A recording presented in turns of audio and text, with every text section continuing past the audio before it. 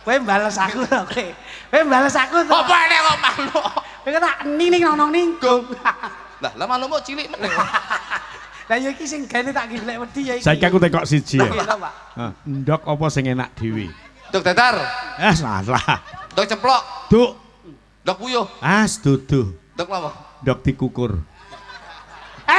Tak teruske ndok. Ya, heeh. Ndok apa sing dingkremi ra iso netes? Ayo kowe. Ayo kowe. Ndok banyak. Pangga iso netes. Ndok pitik. Piye pangga iso netes? Lah apa? Ndoke dalang.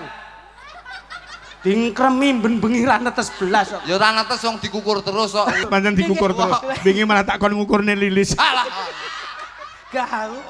Aja gawe adekan ngono kuwi to ya. Aku yo gelem. Lha Pak Minto, niki pasangane Titik, niki pasangan kula. Wani sampean ngene ndak wani. Ora wani. Sing wedoke jane bar ngombe pil cengoh ngono. Kok iso diambung blekok moncrot ya doyan iki. Ya meneng sing tak ambung tanganku dhewe.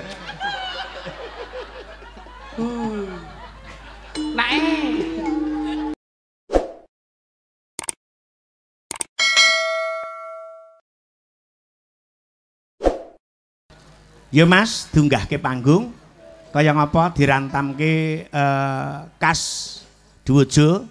Monggo katuran munggah panggung. Dados.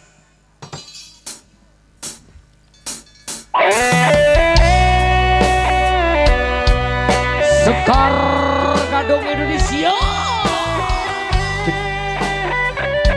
Kilura. Minto Darsono.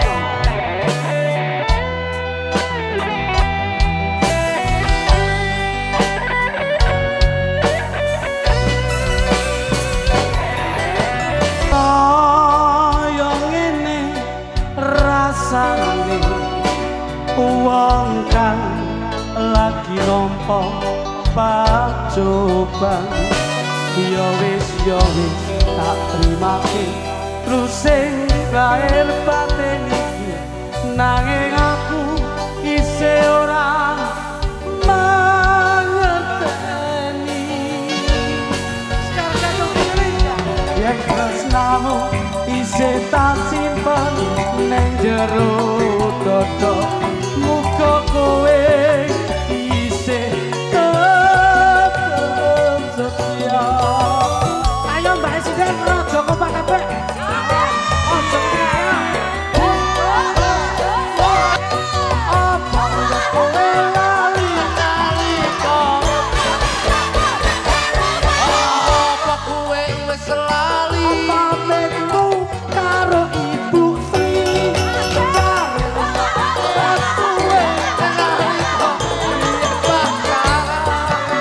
Apa kowe wis lali nalikane terminal Gayatri? Apa wis ora kelingan lali kok biyen pacaran? Pamit lunga golek bareng mulai wis gawa gandengan barengmu. Ayo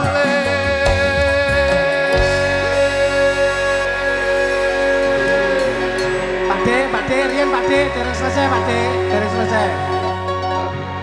Jare lunga ora suwe, nekane nganti tekan seprene.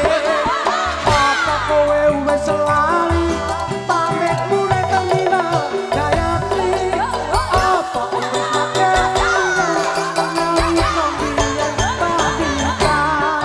Pamit lunga golek pangan, bareng mulai wis gawa gandengan bareng mulai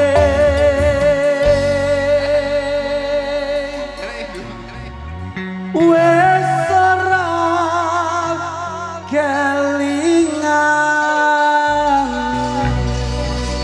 Terima kasih Sebangun. Alhamdulillah barokah.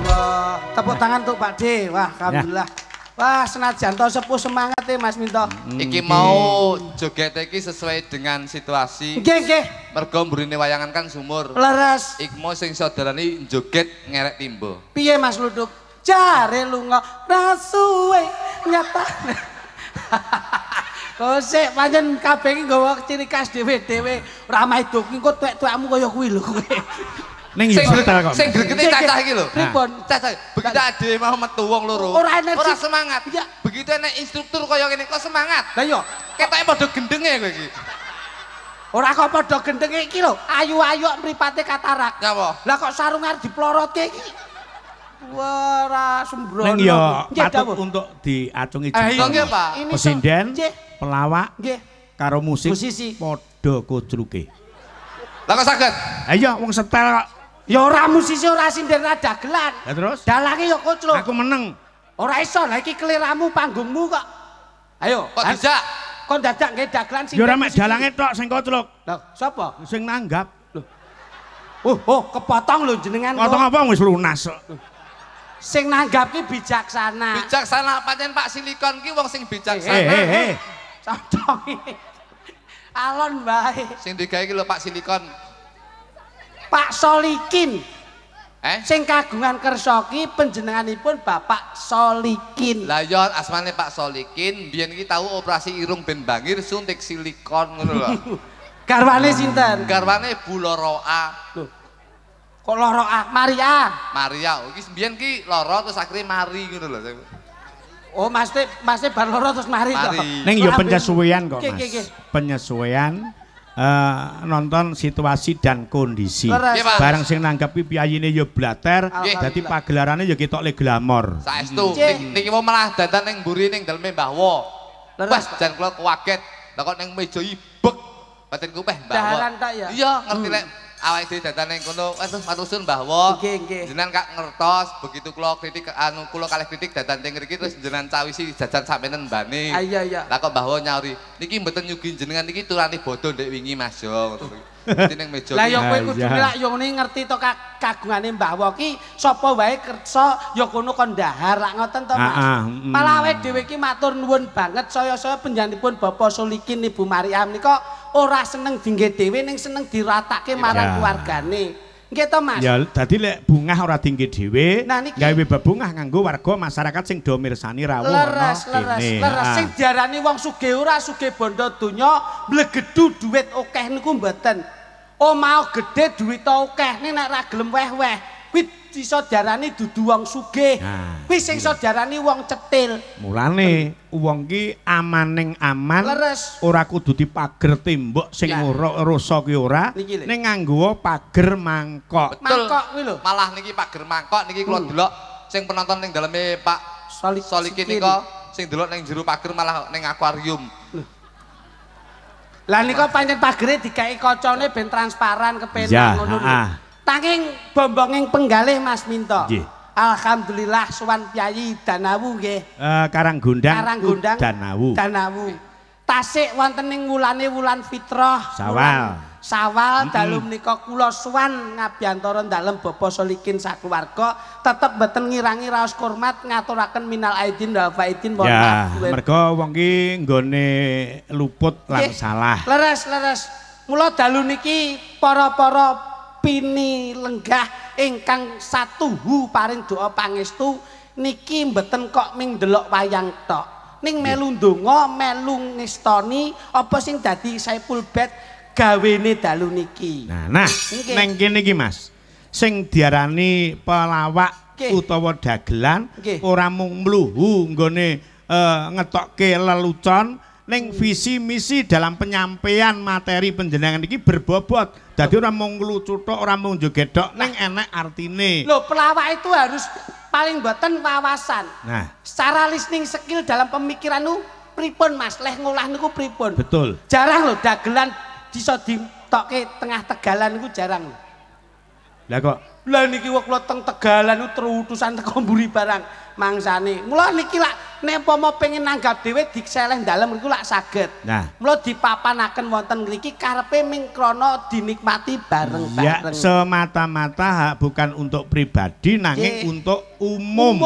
Muga-muga leh ngentekke ragat niki iso entuk nikmat, Ya. insyaallah ora kena laknat, didongake slamet donya akhirat. Allahumma Amin. Dasar berkah lan barokah. Nggih, leres. Mula kula kalih Mas kula niku lak Yo. Lesipun lak dalu niku ming nempel kamardikan panjenengan. Ngoten lho Mas. Ayo kene yo nggih. Kudune kono yo genti ngomong. Ayo ben ngomong apa yo arepe kono ki kaya wong lara untu kok. Heeh. Ngono. Ngomong Jadi apa? sambung rapet dol tinuku kene sing dingendikake apa, sing didhawuhke apa sampean kudu respon, sambung rapete kepiye ngono. Napa malih ing dalu menika teng Pak Solikin. Pak Solikin piyayine grapyak semanak lembah manah handap asor ora nduweni jiwa dikang adigung adiguna ya ora mban cinde mban ciladan. Dedeg piadike gedhe dhuwur.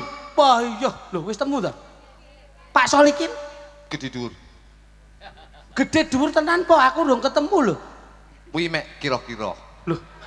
Tapi asli mencah-mencele lambemu. Asline ya lemu bundek. Iki jan celintisan kok iki. Apa wae sing wis diwenehi peparing saka Gusti dinikmati. Bener. Ning kene Mas. Kita jangan memandang dedeg piadeg. Nggih. Umpama kaya ngendikane Mas Kuduk ngeten lho Bos. Bundek. Jangan memandang sing wong wedok ki ora nyawang gedhi bundek, gedhe dhuwur. Sing penting wong lanang sing duwe kaya gedhe kuwi wong lanang wong wedok lagi tentrem. Tegese ngeten Bos.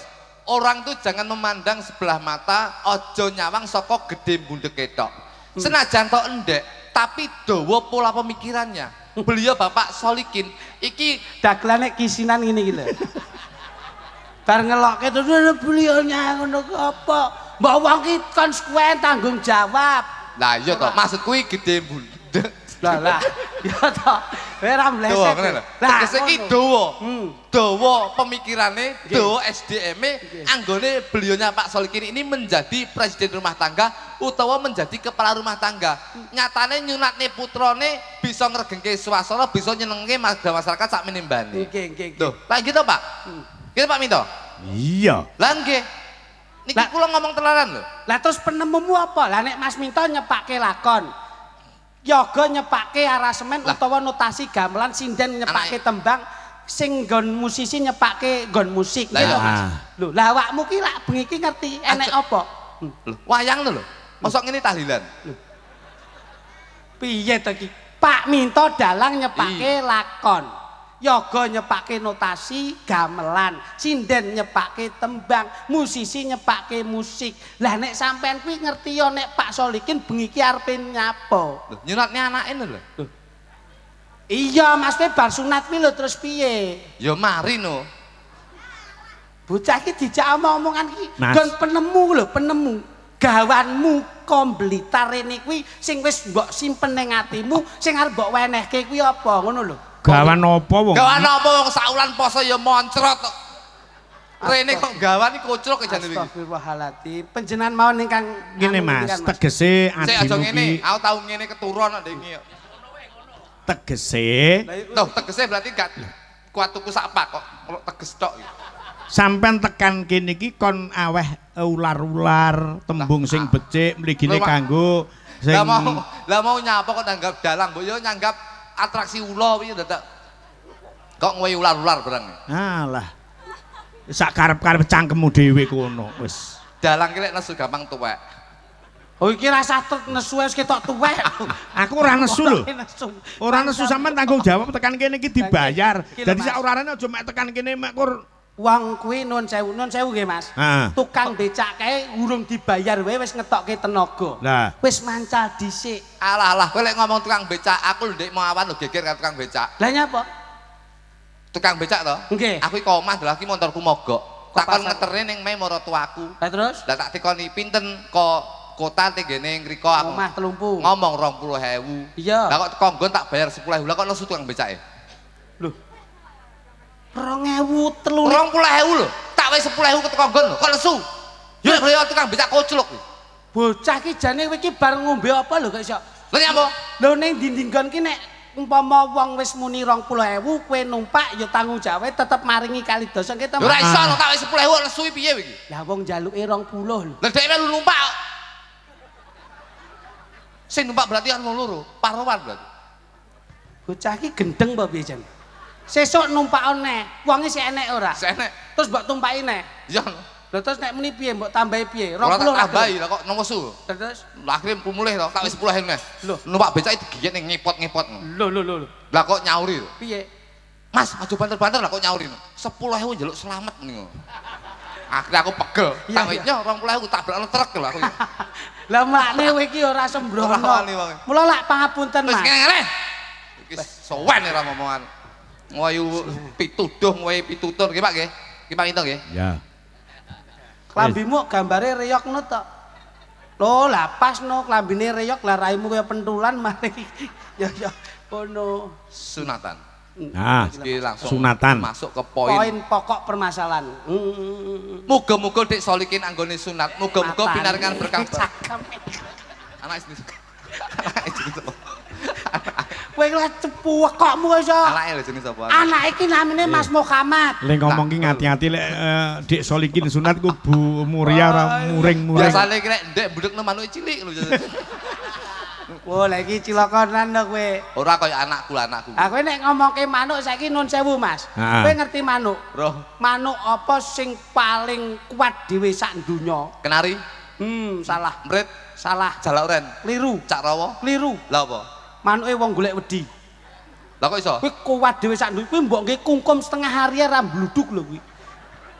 Kowe kuat dhewe kuwi golek ana kuwi tenanan. Manuk. Iya lho.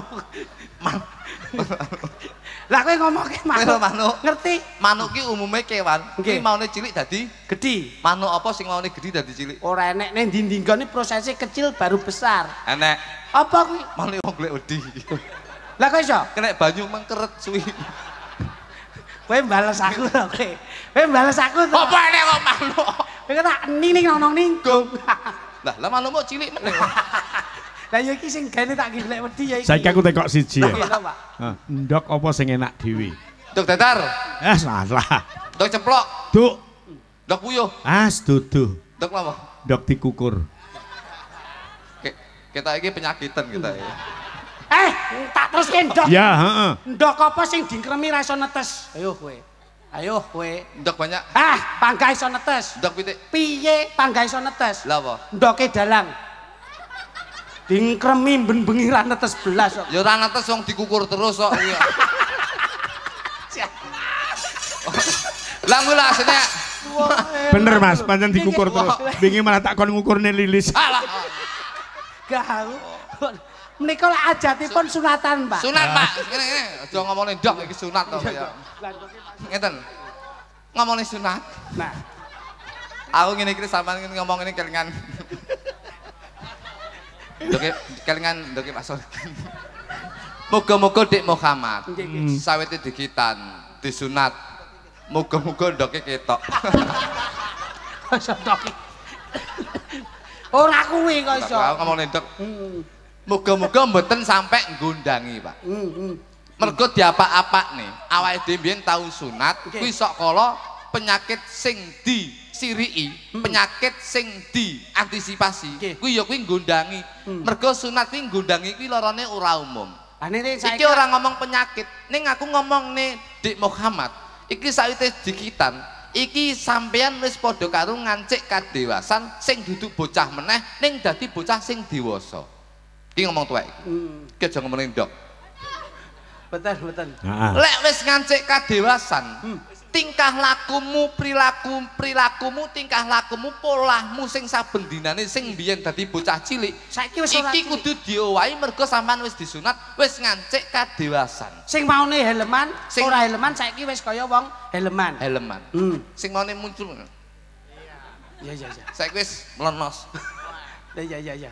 Ning tingkah laku kuwi harus dijaga. Oh, mengembalikan attitude dalam kedewasaan. Betul. Mung dongane siji besok muga-muga dadi anak sing bakti karo wong tuwa. Kowe iki lho Mas, Ya. Iki asli niki. Pitutur, Pak. Nggih. Lan welingku biyen sik bocah lek darani bocah. Nggih. Bocah kuwi nguyuh sak nggon-nggon ora apa-apa. Ning lek wis disunat sampean aja sampe nguyuh sak nggon-nggon. Rungokno Mat Muhammad. Mergo sampean wis dewasa. Lho sing ngomong aja kluthuk tenan nek iki asli. Ki ngoten. Lek bocah sapa to sing nguyuh ning ngarepe omah Mbah Wo? Kae sik bocah cilik Muhammad urung disunat sik bocah. Karo Mbah Wo toke wae. Tokne wae. Ning lek sampean wis disunat iki besok bakal diseneni. Loh. Masalahnya wis ngancik kadewasan. Wis duwe unggah-ungguh. Iya. Dadi kunci utawa contoh kecile sampean lek wis disunat yen pipis utawa nguyuh aja sak nggon-nggon. Apa maneh ade wong Jawa kudu njawani, wong Jawa aja jahat, wong Jawa aja jahil. Sing apik tetep lesung jumenglung. Lesung jumenglung manut tatananing wong Jawa. Iki lho Mas Minto, iki asli Jawa kluthuk nek jenengan jak guyon ae narai jebul Lho, nggih lho, Pak. diremehke kluthuk ki mau kejebul kok ya mletik matane. Nggih lho, Pak. Kok mletik matane piye, Pak?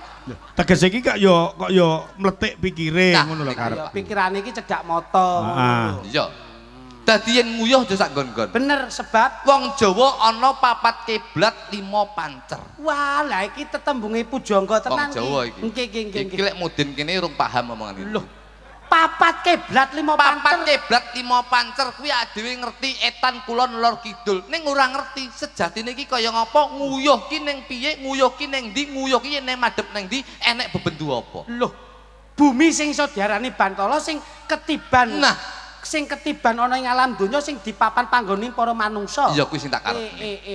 Kaya Sik to, mangkono ya. wong perkara nguyuh kok teko kiblat 4-5 pancer. Wong Jawa lho, Pak. Ya wong Jawa nguyuh lek kebelet wis ning ngendi-nggon isor gedang apa sing penting nguyuh. Berarti jenengan iku kurang ilmune Jawa. Ndalang apik ning ilmune tatanan Jawa urung paham jenengan. Berarti jenengan sing iso darani wong Jawa sing ranjawani. Mergo aku pancen ora ngangsu perkara penguyuhan. Ora niki sinau kula ndek wingi. Wah, berarti nek wong uya ora iso ya. Ora iso. Lah nek Mas Minto ora pirsa kok ngene iki mau madhep. Aja Pak Minto. Lho. Dik Muhammad sing diomong. Muhammad. Ya.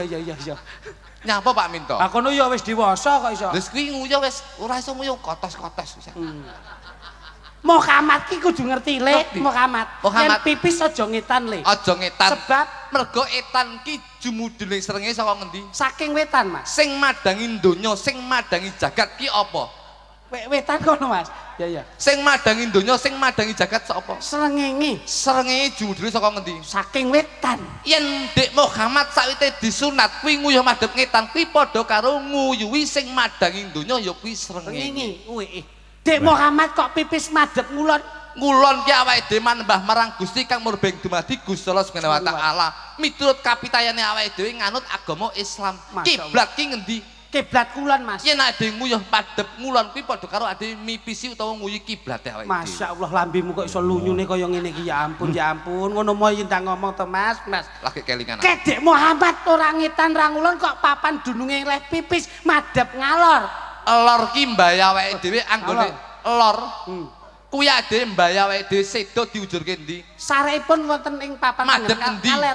Yen ade nguyuh madhep ngalor kuwi padha karo ade nguyuhi nenek moyange awake dhewe. Masalah lambemu kok ya temu neh to ya. Ya ngono mah ya omong ngono lak ya penak to iso. Coba banter-banter luara cangkemku.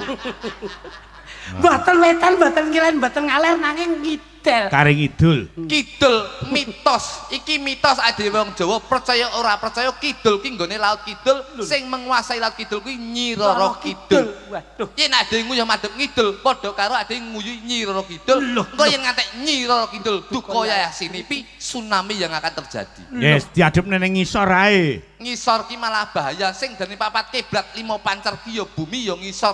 Awake dhewe ngombe banyu saka ngisor, ade mangan ki tukule tandurane saka ngisor. Yen ade nguyuh madhep ngisor ki padha karo ade nguyuhi sandang utawa pangan sing saben dina awake dhewe pangan ngombe.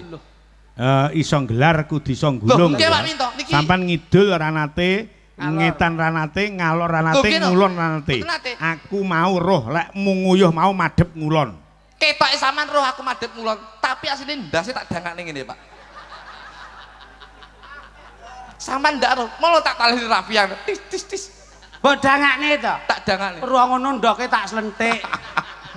Tak tuwapi lambemu nuturi ora tenanan kok iso. Wong iki mbok ya singkat padat berisi. Apa to sing diarani sunat? Suki syukur nati nadar. Syukure Bapak Solikin lan Bu Maryam nika sampun kasembadan lan nadare bleh kepengin wayangan sampun kagelar dalu nika. Nah, kuwi cekak aos. Aos ngono lho. Kok dadak mbok depke dhuwur nyapa ora ngiraimu dhewe kuwi. Saiki ganti lembang, Mas. Nggih. Dienteni karo Apa, Pak? sedulur. Loh, lan nembang nggih oke mawon. Mbak Lilis karo Niki Mbak pancen- Punjung diaturi jumeneng. Apike diracik lak ngeten iki to. Ya. Disepoti dhisik Mas, kaya apa Mbak Lilis, Mbak Punjung diaturi jumeneng yuk, kaya apa? Loh.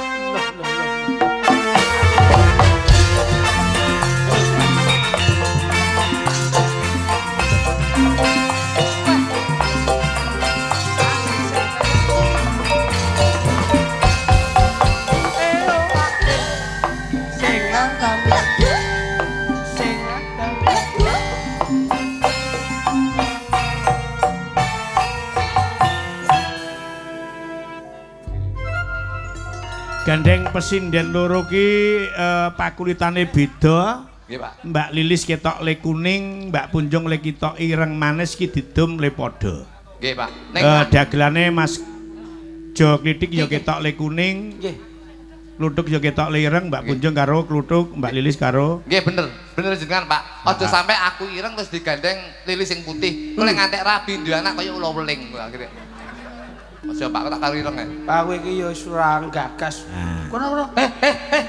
Ki rete kene tekmu ki. Ret kene tekku. Ora ganggu kancane. Bagiane dhewe-dhewe. Manut sutradara ya. Ah, ngono. Pokoke ret iki rono ki tekmu. Ki ret rene tekku. Ngono lho. Ayo melangkah tak tapuki kowe kok. Nek kono ae. Ya ret iki. Bagiamu kuwi ngono lho. Iki ana pundutan saka penggemar Sekar Gadung mrigine Pesinden Sekar Gadung Mbak Pipit saka Bawa Santo ngersake Kembang Probolinggo. Diaturke kagem sedaya warga masyarakat ingkang wonten Blitar Selatan. Kagem ingkang ngasta pagelaran matur sembah nuwun. Nah, iki coba saiki garapen tah loro ki tembang nganggo versimu. Sing cocok karo suasana bengi iki. Oke, siap. Swer. Milah aku ya. Ndakmu gede apa cilik, Mas? Pokoknya nyepil ya aku. Sepil lho itu. Aja ngrungokke tangga separo kae ya. Tangga separo ndasmu. Uga katur Bapak Sutrisno ingkang wonten Panjerjo ngersake Medion Ngawi. Tangga separo itu Mas Ama. Tangga teparo. Tangga separo iki cangkem bosok. Diaturke Mas Didik kanggo penggemar Sekar Gadung. Bapak Kunting kang saking Deyeng, Bapak Samsudin.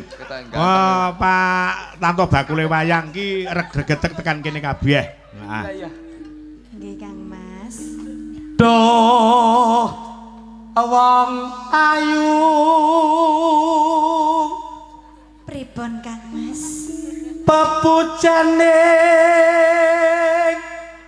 ati diajeng wong ayu. Inggih Kacang Mas. Wah, contongmu ya rusak. Ketoke ayu kopong iki. Kakang Mas. Oh, Kakang Mas ya. Kacang Mas. Inggih Kakang Mas. Diajeng Inggih. yen kacinandra pasuryanmu alis sulis ayu sulistyaning pari. Iya to Kang Mas, aja kliru-kliru to Kang Mas. Sing fokus. Sing fokus to. Kira-kira tangga separo. Tangga sing fokus. Aku kok lek kliru-kliru anyel lho. Nyapa to kok melu-melu nyapa to dhewe ngono kaya garis-garis. Melu garise dhewe-dhewe. Tangga separo ki ketoke ganteng tapi kok yo ilate mlungker. Iya Mas, gampang Diajeng. ngono lho Mas. Inggih Kang Mas. Yen menawa sliramu besok wis cinaket marang pun Kakang tak mulyake uripmu ya Diajeng. Inggih Kang Mas, matur sembah. Kowe njaluk apa wae bakal tak udaneni, sing penting aja njaluk mudune lintang lan rembulan ya Diajeng. Lah, kuwi dadi njaluk apa-apa arep diudani kowe. Lek sayangi ya dicekel tangane ngene iki sayang. Aku tresno karo Golendo. Nggih. Kula juga begitu Mas, sayang kalian jenengan lho. Aku sayang banget karo awakmu. Wis to, diapa-apane.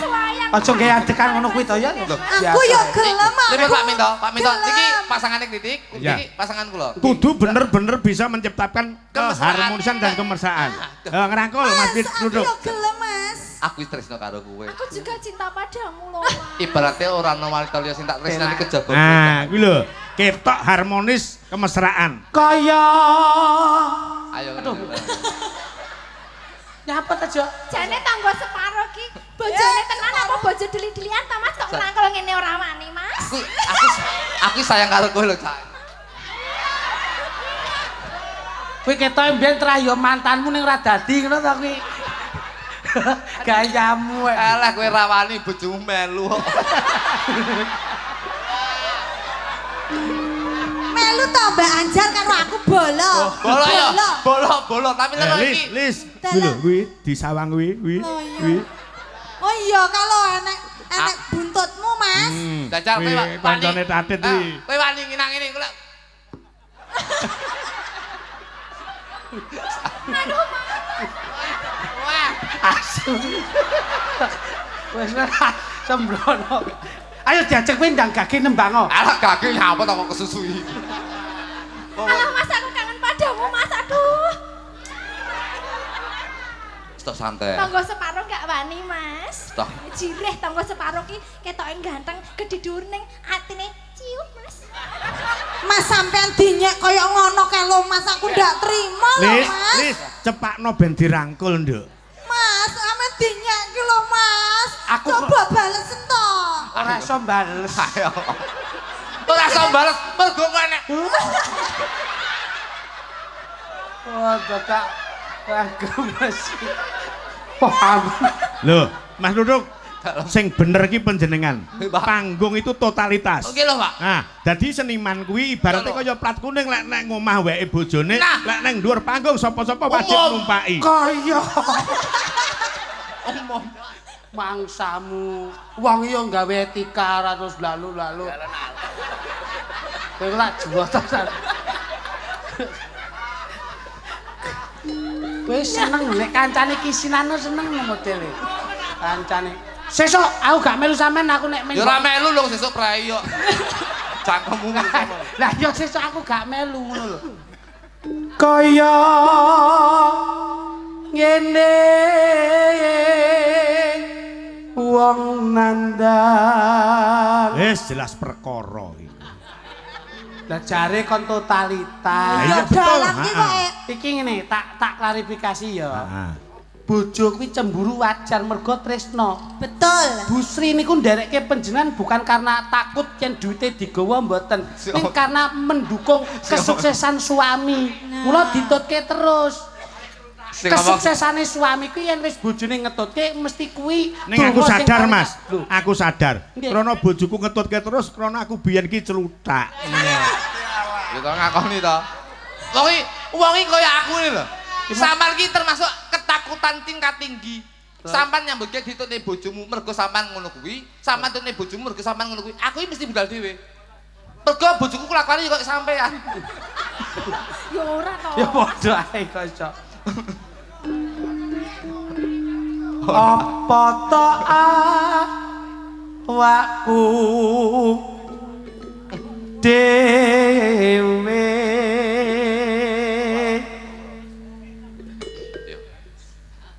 Endang nembang ora ngono tok ae. Aku iki nelongso bengi iki kok. Mbok sadok kene ndok kula semak gadul lho. Ya nembang malunduk. Saman enggak iso ora nyuwara. Loh, sabar Pak. Sampeyan iki harus menunggu. Nah, ya. Minangka tandha tresnaku marang panjenengan Kang Mas yang Iya. nyanyi aku aja, Mas. Rungokno iki. Mergo sing tresno ki wong wedok. Dadi sing rayu ki wong wedok. Dah. Tuh sing nyuwara ki sing lanang. Awakmu nembango. Sik. Wong aku ora apa. Aku ora butuh suarane sing putri. Lah nek sing wedok jelas sinden Iso, kulit nembang. Apa wong lanang? Iki tembange tembang apa katresnan to? Ambo urusane dhewe. Ayo bojoku ki lho nembang suarane apik. Bojomu tak tapi lambemu kok. Muni bojoku ngono terus Duduk tenanan ning kene, kowe. Mas tak warai, Mas. Anune bawane piye, Mas? Tak warai. Nang Mas. Duh dewa. Cengkoke sing apik no. Duh dewa. Karakter iki dhewe-dhewe. Kok marai nyapa to jenenge? Iya ting ning dudone lek Bu Sri melu wis mbok dudone lek menang lho. Mbak Limbok Bucange suami saya ini karakternya Pop. rock, suaranya pop rock. Ngoten. Sampan kira kene iki aliran iki pop rock. Ya, Pop rock kok iso popcorn ngono lho. digawe rock wae, Mas. Nang. Duh dewa. Duh dewa. Jawata go. Wah, apik. Duh dewa. Lah menika kan versi rock, versi pop. Terus piye iki? Walah. Ola somre. Wah, Awak mami.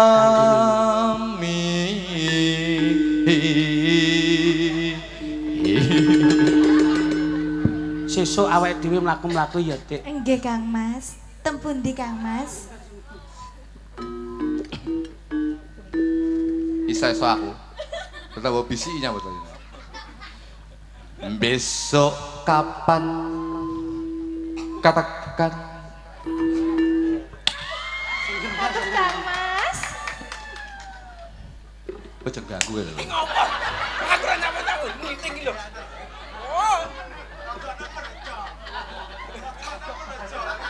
Ya, besok kapan katakan Wani sampean ngene ndak wani.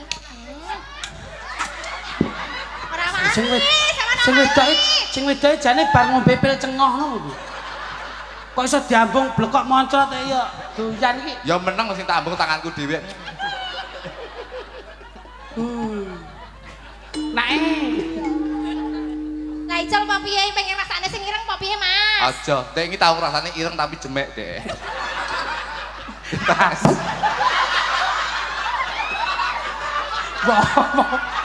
Bohong. Meneng wae, Cok. Loro lho.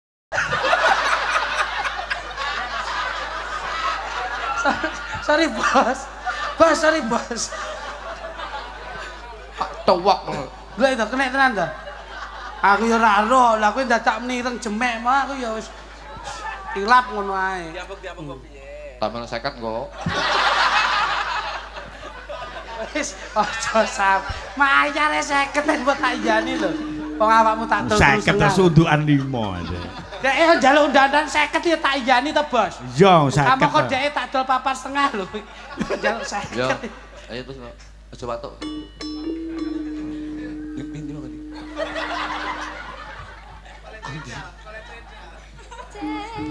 Cecer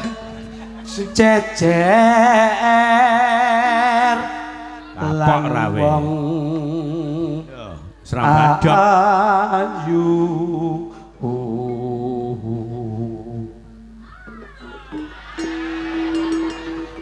Mesra. Anakku muni ya, mamah lo ya. Oh, mau piye? Gayamu piye gayamu? Cecer lan wong ayu. Aku tuh kayak pam niku.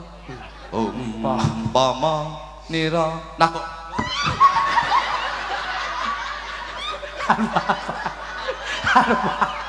Arep bapak nih. Loh. Pak pijeti ngene ta. Ya iya. Peh, untukku cuwil tenan lho iki, Jo. Balas dendam. Peh, untukku cuwil tenan iki ya. Peh, jan gosok nanti ya. Ah, tak tambah 50 tukoke untu sesuk. Ndek iki mbok tukone malah untu jaran. Tanpa prau sasat sarah ing jalatri. Yuk, Terus? Jajeng. Nyidam sari as. Marone kowe ndek, marone kowe ndek.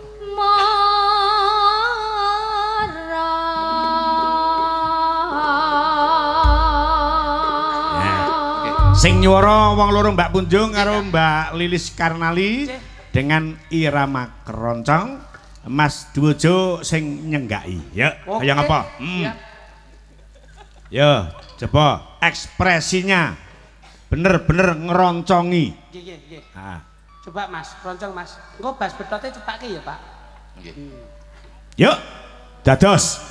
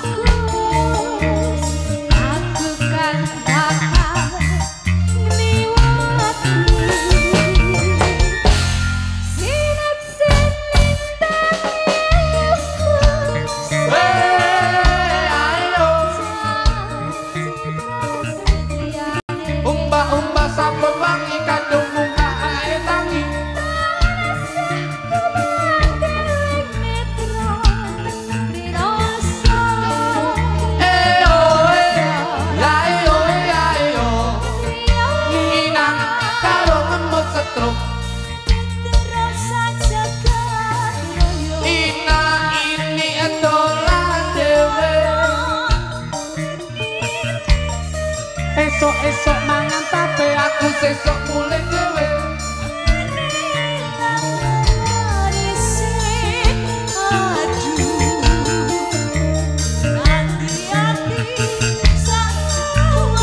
aja ngono aja ngono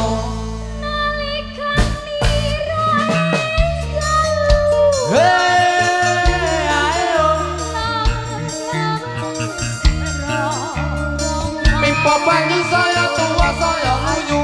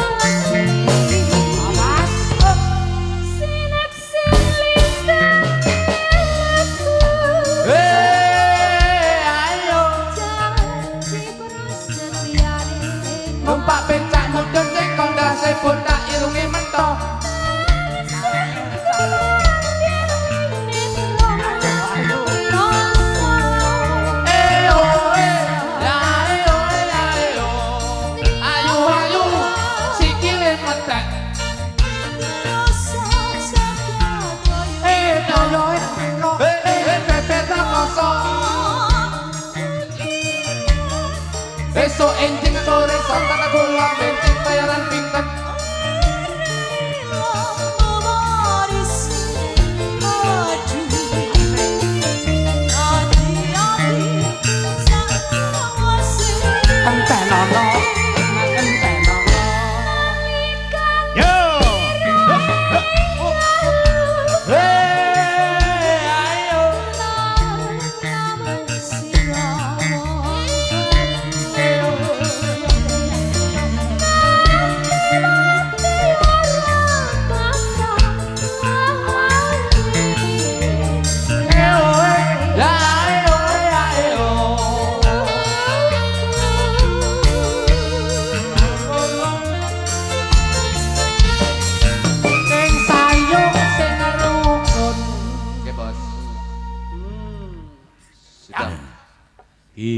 Gagrak Kroncong. Jadi ada berbagai genre yang penjenengan kemas dan sajikan.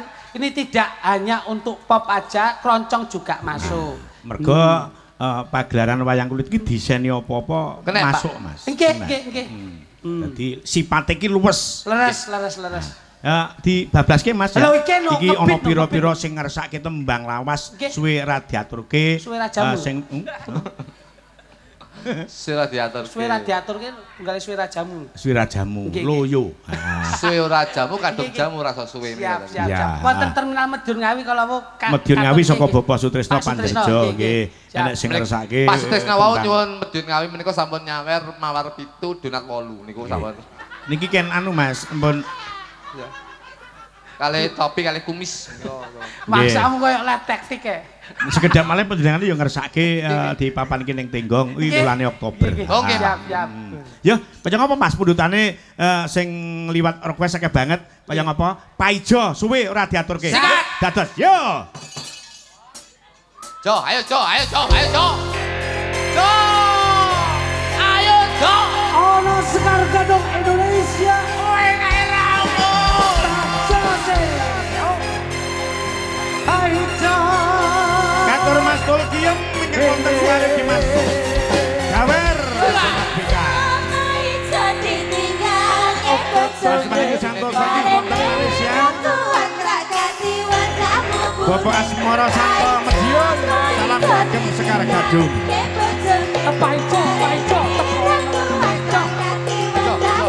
Ayo, Cok.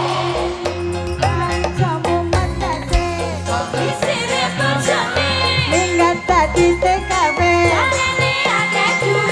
apa iso lara ati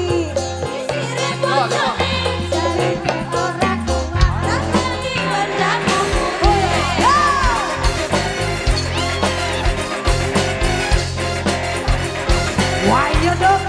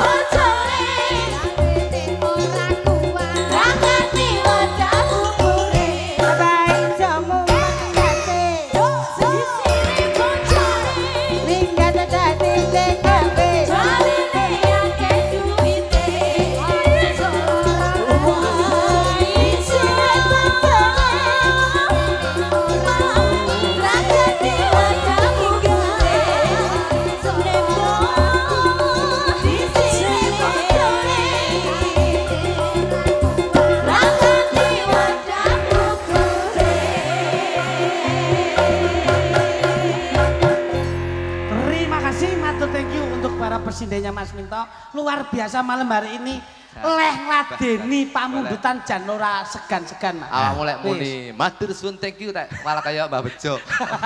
Lah yo neroke kae no bangsane ayo katoke koyo MC Orkes ngono lho. Wong jenenge dagelan iki yo perno-perno lho Mas itu dadi ra kena dipaido ngono iki yo ra kena. Yo paling tidak ngajeni. Oh iya lho kudu lho. Bos. Untuk biar suasana panggung ki ben ketok murup dibong. Masih ada satu lagi yang belum. Yuk kita tampilnya. Yuk Mita karo Genduk Diah ngadeka pundutane Medion Ngawi diaturke kaya ngapa? Pundutan saka Bapak Sutrisno. Yuk langsung Mas diaturke dados yuk. Medion Ngawi. Diaturke kanca-kanca nem-neman Mas Minto. Iya. Nggih, heeh. Sedulur-sedulur kula ingkang wonten mriki matur sembah nuwun. Karang kanca-kanca Taruna, Siap. Karang Nggih, nggih, Gundang, Udanawu Blitar. Oh, enak era. Ayo. Gas ke yo. Ayo. Ora apa-apa, tak cilik-cilik ben joget aman kuwi.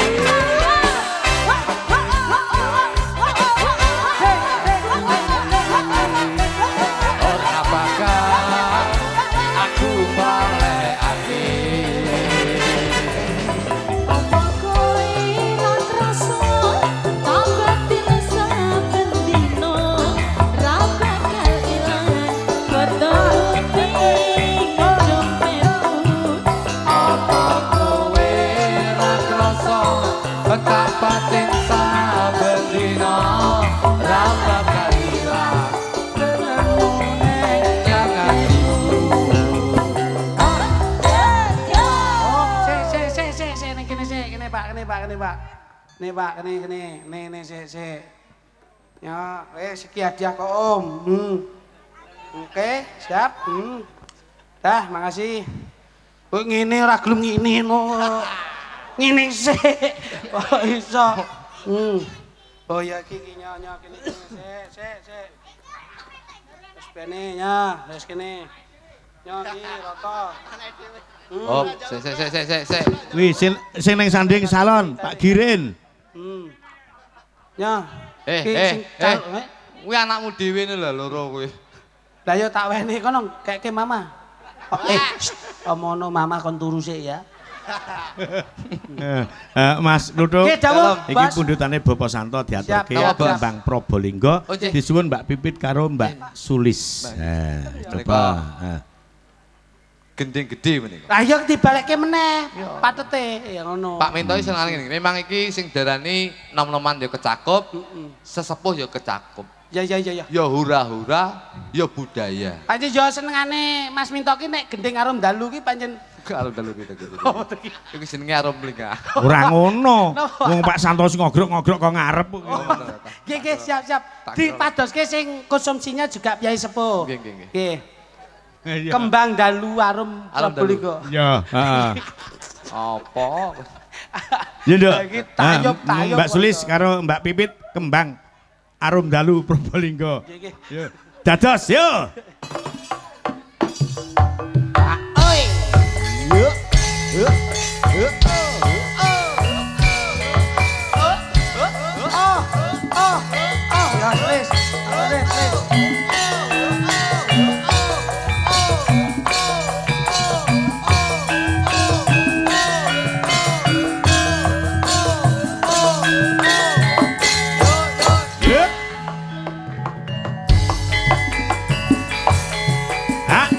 Mendung peteng ngarep buka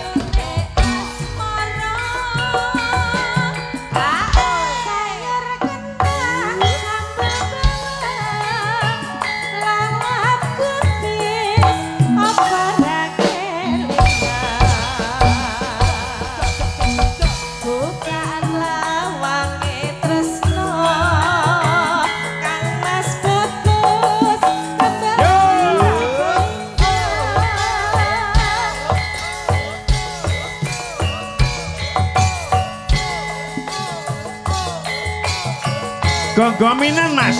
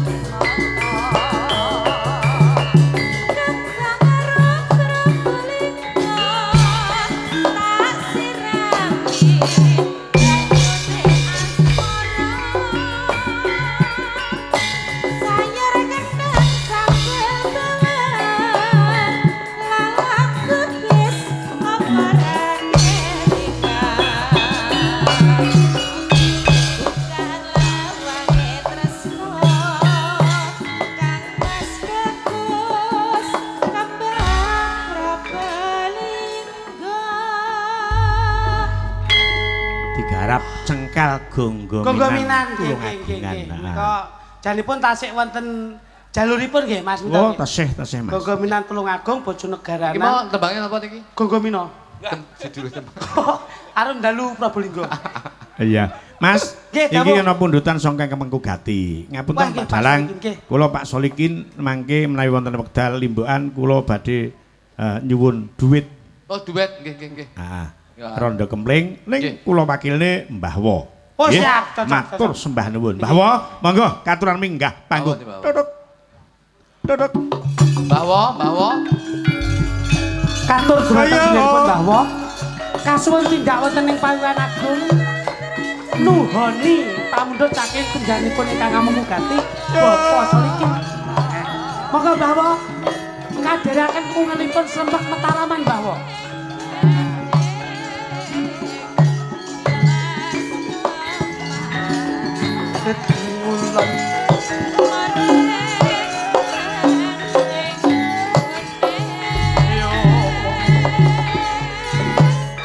Belum sampun kali singal.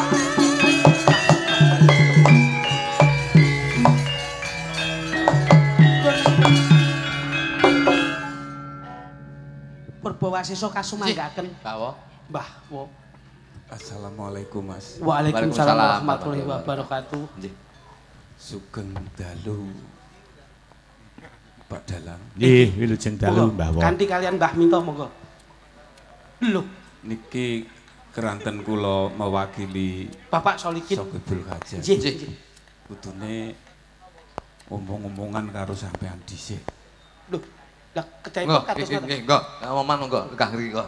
Nanti penak. Menawa pripun? Kira. Sing dirembuk bengkok pundi niki sing enak juga. Beh, jenengan niku lek teko taline bengkoki pedhot iki. Ya, tur ya. Niki panjenengan minangka sulihipun Bapak Solikin. Ngersaken krana panjenengan kersa minggah dipun suwun swanten panjenengan menika pundutanipun Rondo Kempling.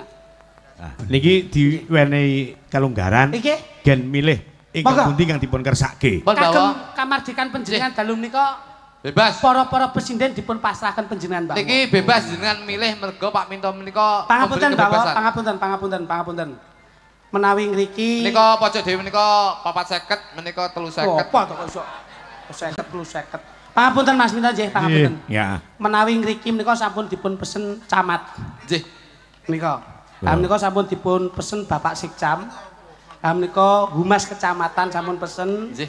Menika lajeng dipun pesen Wakapolsek. Pak Kapolsek, Nggih, menika Wakapolsek. Pak Dan Ramil. Nggih. Menika saking Mbah Lurah. Nggih. Menika saking Babinsa. Babinsa. Nggih. Di sini menika Kaur. Nggih, ingkang pojok dhewe menika sampun dipun pesen juru kunci. Dados menika Paduh menungso. Mbah Wo ngersake ingkang pundi? Ingkang pundi? Monggo Mbah. Lah dalah iki. Dah malah jan niku sopi judul adalah sopi mawon, sopi. Ngersaken ingkang Nun Sewu menika tasik Nun Sewu, tasik kathah biayanipun. Menika setengah biaya. Menika melebihi kapasitas biaya. Ya ini yang membutuhkan biaya, Pak. Lek kula masalah biaya pokok ra njaruk lintang karo tutupe bulan. Oke. Oke. Kula ladeni, Pak. Kula ladeni. Pun monggo. Golekno sing rada anu, Mas. Aku yo ndak isa memilihno. Ben milih dhewe, Mbah Wo kersane milih. Modele kaya wani-wani yo. Monggo, Mbah Wo jangan milih, pun. Bebas. Kula tak pilih sing gedhi mawon. Nggih. Mbah ketok duduhne lek modele kaya sumur mburi. Dadi Lah dalah. Aku ayo Pit. Lah dalah nek demi sopi aja lah dalah ta, Pak. kancane Mbah Wo Rondo Kempling. Bokonge ditata nduk ya. Kon nata piye iki ra iso nata bokonge nglumpuk kok kene barang kok iso layak. Iso sapa mau? Tak lempite engko. Layakno Mbah Wo milih pipit sing modele kaya bengkok. Dadi pas wis. Yo. Pripun Mbah Wo? Rada radi mriko Mbah Wo. Radi mriko. Kesanipun Terus kesuting. lek ngene iki lek nglempit piye? Mangke dicus ngoten. Siap. Pas ketoke kami tuwa yo mbuling ketok. Ya aja ngono to, Mas. Lah wong diwenehi sinden kok nek nglempit piye ngono kuwi kok rumangsane katok ngono kuwi kok. Nglempit piye iki. Kancane kathok ngono. Pun monggo Rondo Kempling jajal Mas. Mbah Wo suarane piye Mas? Soale Mbah Wo ki adane ngapil. Nah niki Mbah. Cepi. Tes garingan Mbah Wo. Tes. Nggih. Tes. Lagi jangan tes. Aku sing ora wani, Mas. Ngono kok munggah lah berarti. Rondo Kempling lho Mbah Wo. Suwantene jenengan niku dari awal niku pripun? Saman baturi engko aku malih wani. Oke. Ndak pundi ya. Ndak pundi. Karo kono lho nyapa karo aku. Padha lanange malah. Ngene kok ya dadi kami tuwa. Ndak pundi Cak Ayu. Lah iso Lah bener to. Alah wae bojo dhewe. Jaluk tanda tangane. Jaluk tanda tangane. Gak enak. Wah, kami tua gembarap ya. Enggak. Yo, yang apa? Rondo Kempling, Mbah Wo, Karanggondang, dados. Yo. Sinden-sinden tepuk tangan tuh Mbah Wo. Luar biasa nggih. Matur sembah nuwun Mbah Wo anggenipun keparang pisumbang nggih. Pangapunten Kang Kathah anggenipun kula kladuk gegojekan nggih Mbah Wo. Dawah sami. Nggih. Pangapunten. Aja lemudun sik lho. Napa Mas Luduk? Mbah Wo iki Oh, tali asih saking Mas Minto. Sapa sing gelem munggah ning gone Pak Minto iki oleh kenangan. Wonten tali asih dipun rantos sekedap Mbah Wo.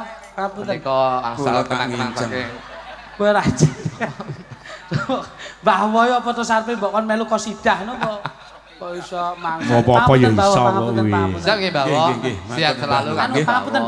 Ukuran songkokipun pinten, Mbah? Ukuran songkok. 28. Oh, kecilian. Anu niku songkok lho Mbah, seneng sepatu kok 28. Songkok ya 6 7 biasane. Ukuran songkok pinten? Berarti sing diten sampean. Iki. 6 7. Songo. Oh, songo. Oh, niki lho ngen kula 6 lho, kecilian. Genmu pira tuh? 5 5. Gene Mas Minto pinten, Mas? Berarti ya ora pas. Gene Mas Minto pinten? Iki. Songo. Songo setengah. Oh, mboten pas. Wis ora sida elek. Pun pokoknya sehat selalu Mbah Wo, mugi-mugi sedaya warga masyarakat Karanggondang ya Mbah Wo nggih. Pinaringan sehat, pinaringan kathah rezeki. Amin. Mbah Wo tetap ditresani masyarakat dan masyarakat lebih dekat dengan pejabat sing ngasta ning Karanggondang saya. Amin. Tapi kula wis pensiun lho, Mas. Oh, ampun, mantan to jenengan. Iya. Oh, alah, nggih. Mugi-mugi sak sampunipun Mbah Wo pensiun benjing saged dados linmas, mugi-mugi kemawon dados. Masya Allah. Pak Alin Mas ya wis pengusaha sukses ngono. Nggih. Nggih. Matur sembah. Nggih, Mbah Nuwun. Pun. Amin. Sehat selalu Mbah Wo. Alhamdulillah matur Mbah Nuwun sehat. Nggih.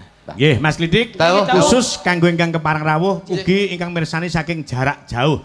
Menika wonten ingkang ngersake 1000 kutha. Nah, 1000 kutha. Oh, dinyanyekke dhewe wae. Ya, panjenengan sing kepareng nembang kaya ngapa? Garuda. Versi Jawa Klitik, Jawa Kluthuk, 1000 kutha dados yo. Coba G-mu sak pira, Mas? Iya. Oke. Luar biasa. Mas. Jan iki wis tak anggap tembang sing pungkasan ning akeh sing do ngersake 3 tembang. Oh nggih. Ya siji pangapunten sak karepmu, angka 2 lintang asmara, sing angka 3 yaiku lintang kemukus. Ya Nduk, siji meneh Mbak Ani karo Mbak Lilis diaturi jumeneng. Ingkang lagu pungkasan menika kalian kawula kalian Keng Roko lumengser sawetawis Mas Minto, mbok pilih wonten kladung nyatur nyuwun pangapunten. Cektosipun namung saderma menungso limprah mboten uwal kalepatan lan kekilapan. Dalu menika mbah nuwun sanget Bapak Solikin Bu Maria lan ugi ingkang dipun kitan Dik Muhammad muga-muga kemawon saged ninggaken derajat martabatipun Kyai kalih ingkang dipun sendeni mugi-mugi sageta dados putra ingkang pinunjul ing samangkinipun. Nggih. Mas Minto sembah nuwun. Nggih, monggo nderekaken tindak panjenengan kekalih. Nggih. Yo Mas, terakhir kaya ngapa Mbak Ani, Mbak Lilis lintang asmara dados. Yuk.